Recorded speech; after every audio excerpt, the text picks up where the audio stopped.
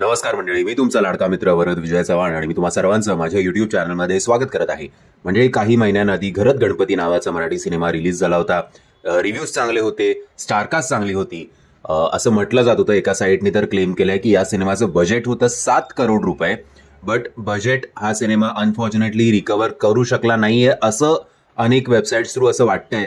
कारण म्हटलं जातंय की या सिनेमाचं लाईफ टाईम कलेक्शन जे आहे ते झालेलं आहे 5 ते 6 करोडच्या आसपास. आता दुर्दैवाची गोष्ट अशी की चांगला सिनेमा असून सुद्धा हा प्लसमध्ये जाऊ शकला नाहीये कलेक्शन वाईज. कदाचित महाराष्ट्रभर जो पाऊस त्या काळात धुमाकूळ घालत होता त्याच्यामुळे सुद्धा प्रेक्षकांना थिएटरमध्ये जाणं जरा कंटाळा केला असावा. बट ठीक आहे, आता ही गोष्ट जरा अनफॉर्च्युनेट झाली असं आपण म्हणू आणि सोडून देऊया. आता काय करणार. म्हणजे जर तुम्हाला हा सिनेमा सिनेमागृहात जाऊन बघायचा होता पण पावसामुळे किंवा इतर कुठल्या कारणांमुळे तुम्ही हा सिनेमा थिएटरमध्ये बघू शकला नाहीत, तर आता तुमच्याकडे संधी आहे हा सिनेमा OTTवर बघण्यासाठी.